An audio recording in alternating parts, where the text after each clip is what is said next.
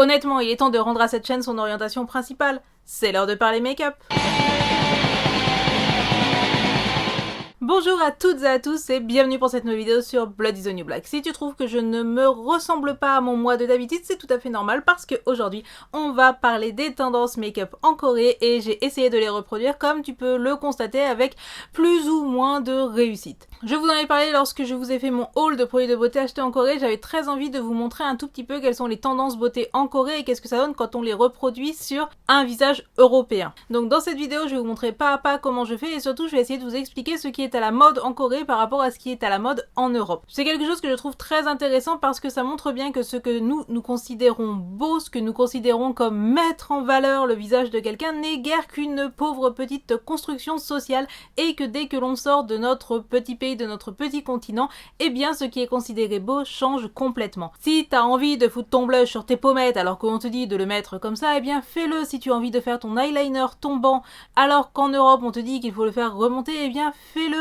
Du coup j'ai essayé au maximum de reproduire les trends que j'ai vus en Corée. Bien évidemment il n'y a pas un seul maquillage coréen bien entendu. Si t'as envie de faire un gros smokey eyes noir en Corée, personne ne va te l'interdire même si la pression sociétale est très forte, ce qui fait que la plupart des personnes suivent la mode. Et du coup si tu veux comprendre un petit peu quelles sont les différences entre la beauté en Corée et la beauté en Europe, eh bien c'est parti. Du coup l'un des points les plus importants en Corée ça va être le teint vraiment glowy, donc j'ai déjà mis ma lotion qui est une lotion japonaise qui donc est une lotion hydratante, mais du coup je vais rajouter de la crème hydratante même si ma bébé crème est hydratante. C'est la Utena Moisture Air qui est une crème hydratante japonaise sans intérêt particulier. Donc autant en France on va plutôt vouloir avoir un teint assez mat, au pire glowy mais avec de l'highlighter, autant en Corée on veut vraiment un teint qui resplendit en dessous et qui vraiment va être glowy mais presque cireux.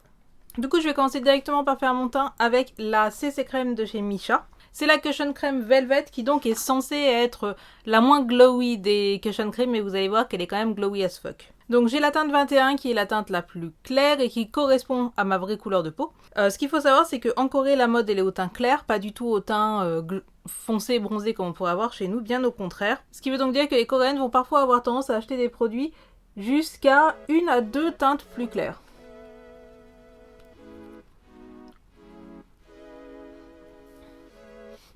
Alors le but c'est vraiment d'avoir un teint très unifié. Dans mon cas j'ai des taches de rousseur donc normalement faut pas qu'on les voie. On veut vraiment un teint ultra unifié, ultra glowy.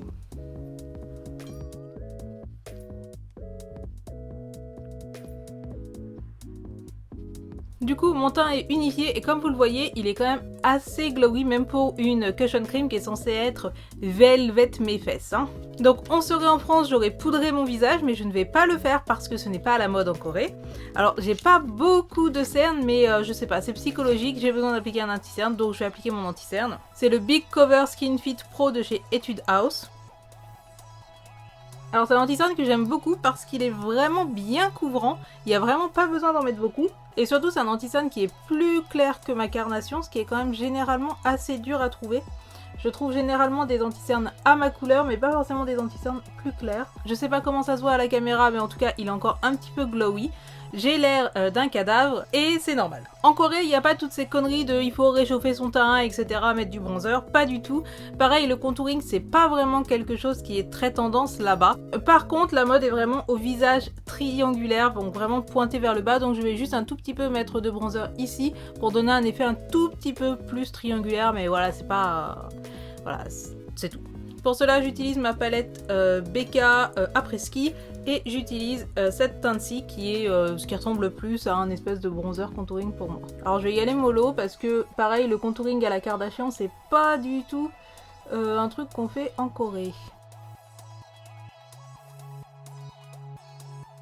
On va passer aux yeux, donc j'ai appliqué une base de fard à paupières, c'est la Etude House dont je vous ai déjà parlé sur le blog. Ce que j'ai remarqué c'est que pour les yeux les Coréennes vont avoir tendance à utiliser des couleurs vraiment pastel et en ce moment ce qui est très à la mode c'est la couleur pêche. Donc j'ai pas de fard à paupières coréen mais on va utiliser une palette qui est très connue pour ses pêches, la Naked Heat. Je pense que bon vous le voyez que je l'ai pas mal utilisée, que c'est une palette que j'adore. Du coup en Corée bah forcément vu la forme des yeux des Coréennes on n'est pas sur des trucs ultra shadés avec un gros dégradé de couleur, du cut crease machin dans tous les sens. On va plutôt être sur un aplat uniquement d'une couleur assez claire, assez pêche. Et je vais l'appliquer sur ma paupière, vraiment en externe, très doucement. Je tapote, hein. Et je viens immédiatement fondre le plus possible pour vraiment juste donner un aplat. Donc on est vraiment sur une couleur pastel et légère, et ce que les coréennes aiment faire, c'est vraiment avoir le milieu ici qui va être beaucoup plus brillant. Donc pour cela, dans un premier temps, je vais appliquer l'ombre qui est ici, qui est un joli corail avec des reflets, et après on va ajouter des paillettes pour vraiment donner un effet presque glossy et presque humidifié. Donc là au milieu. Alors pour vraiment renforcer le milieu et donner vraiment un effet glossy à mes paupières, je vais utiliser ceci qui est le Mirrorholic de chez Etude House. Donc je l'ai en teinte je ne sais plus laquelle, RD 301, et après bah, c'est écrit en coréen donc je ne sais point. Et on va juste très légèrement venir appliquer de la paillette.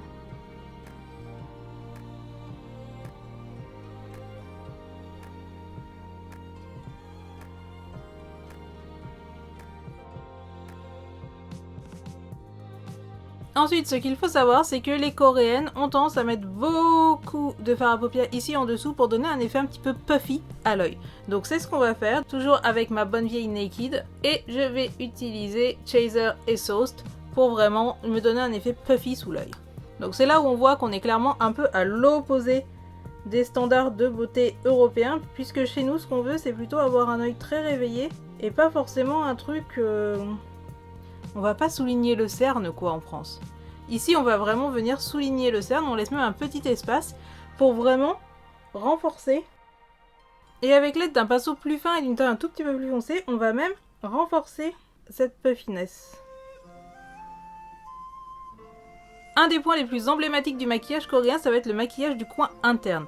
Pour cela, on va utiliser un fard qui va vraiment être très pailleté, on va vraiment l'appliquer en coin interne mais aussi tout au ras du cil, pour donner un effet peut-être un petit peu plus lumineux. Donc le fard que j'ai trouvé le plus adapté dans ma collection ici au Japon, qui est quand même limité, c'est tout simplement mon highlighter de chez Becca, celui-ci, que je vais venir appliquer vraiment ici, mais que je vais aussi faire venir sous mon œil. Donc chez nous en France, mettre des fards pailletés sous l'œil, on déconseille.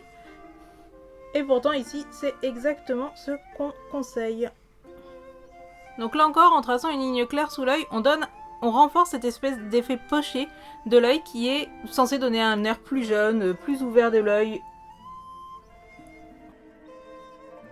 En termes de kohl, on ne met rien ici en bas, même là mes cils sont trop noirs pour réellement être beaux. Par contre, on va pas hésiter à mettre du noir ici pour renforcer les cils. Ensuite, en termes de liner, cette année, ou en tout cas dernièrement, ce qui est très à la mode, c'est le no liner look. Donc on va uniquement utiliser du crayon au ras des cils. Donc pour cela, bah pareil, je vais utiliser mon stylo 4 couleurs yeux de chez Clarins. Et on va pas vraiment être sur du noir, on va plutôt être sur du marron foncé. Donc bah c'est ce que je vais prendre.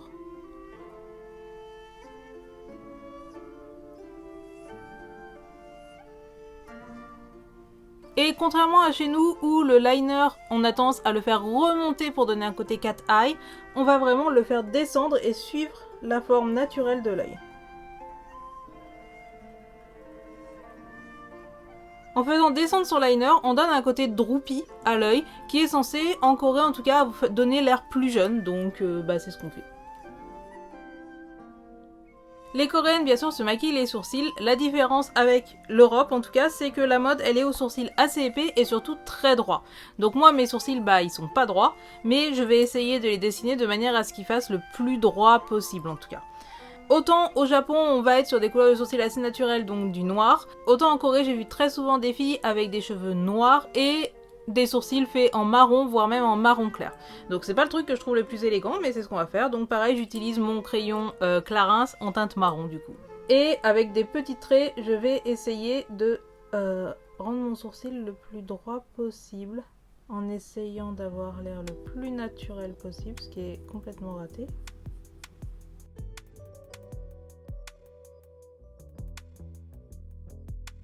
Pour ce qui est des cils, autant les japonaises mettent toutes des faux cils, autant j'ai vu beaucoup de coréennes avec leurs cils naturels, du coup je vais uniquement mettre du mascara.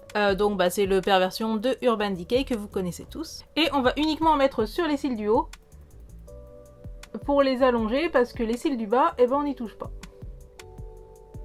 Bon, c'est là qu'on voit que le perversion me fait quand même des cils de bâtard. D'un point de vue blush, je vais utiliser ce blush de chez Etude House qui est en teinte Red Grapefruit Pudding, donc pudding rouge au pamplemousse, c'est un petit peu étrange. Et autant en France, ou en tout cas en Europe, on va plutôt avoir tendance à poser son blush de cette manière, autant là on va vraiment le poser sur nos joues pour donner un effet poupée. Bref, le maquillage coréen, globalement, le but c'est de donner un aspect très jeune, très innocent, très frais. Donc on va vraiment le poser.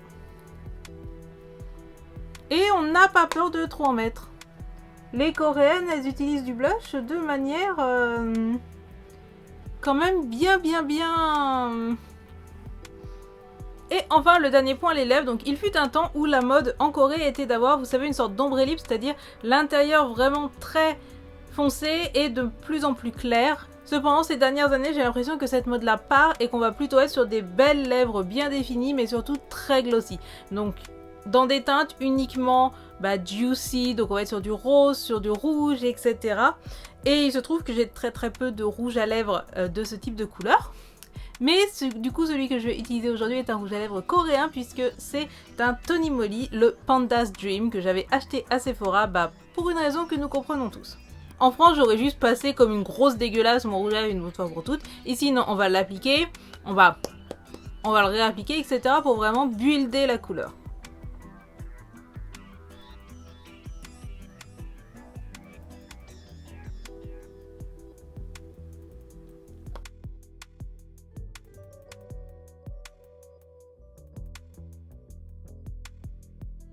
Et voilà, si on voulait vraiment être beaucoup plus à la mode en termes de rouge à lèvres, on aurait mis du gloss par-dessus, mais je n'ai pas de gloss, donc on fera sans.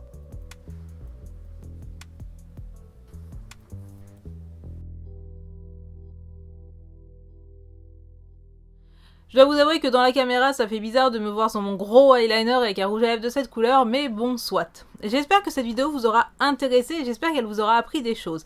J'espère aussi qu'elle vous aura fait relativiser sur ce qu'est la notion de beauté, de société, etc. Si jamais vous êtes beaucoup plus calé que moi en maquillage coréen et que vous trouvez que je fais de la merde, n'hésitez pas à me le dire en commentaire. Bien évidemment, cette vidéo n'est basée que sur ce que moi j'ai vu en Corée et ce que je vois au Japon, notamment parce qu'il y a une grosse population coréenne ici et que du coup, je les vois tous les jours dans le métro. Dites-moi aussi ce que vous pensez au final de ce type de maquillage sur un visage européen. Alors autant le rouge à lèvres, je suis pas forcément fan parce que ça me fait un rouge à lèvres Barbie, je suis pas ouf. Autant je trouve que au final le maquillage des yeux est loin d'être dégueulasse. Et même ce côté vraiment... Donc je sais pas, dites-moi ce que vous en pensez. C'est pas vraiment un type de maquillage que j'ai l'habitude de faire, mais au final je suis assez surprise parce qu'il est pas si dégueulasse que ça, hein. Peut-être les lèvres qui me gênent un peu. Bon, au final, j'ai rajouté juste un tout petit peu de ce gloss par-dessus mes lèvres qui est un Vampify de MAC. J'en ai mis vraiment très peu pour donner un côté plus framboise et je trouve que ça rend vraiment beaucoup mieux. Du coup, dites-moi ce que vous pensez de ce maquillage et dites-moi si vous aimeriez maintenant voir quelle est la mode en termes de maquillage au Japon parce que je vous assure qu'elle est assez différente. Les Coréennes sont vraiment très maquillées. Quand tu vois leur visage, tu vois qu'il y a quand même eu du temps de passer dessus, etc. Alors qu'au Japon, on est sur quelque chose d'un peu plus naturel et cependant d'assez différent. Donc si cette vidéo vous a plu, s'il vous plaît, pensez à passer sur mon Tipeee pour regarder une petite pub de 30 secondes qui est soit pour Netflix, soit pour la Française des Jeux qui va vous dire que vous allez devenir riche et célèbre. Si cette vidéo vous a plu, n'hésitez pas à me laisser un pouce vers le haut. Dites-moi ce que vous en pensez en commentaire parce que les commentaires, ça aide au référencement des vidéos. Sachez que je pense que je reprends les vidéos maquillage pour de bon parce que en fait je trouve ça vachement drôle et je trouve ça vachement intéressant et ça me manquait beaucoup. Sur ce, en attendant la prochaine vidéo, n'oubliez surtout pas d'allumer la lumière et on se dit à très bientôt. Tchuss!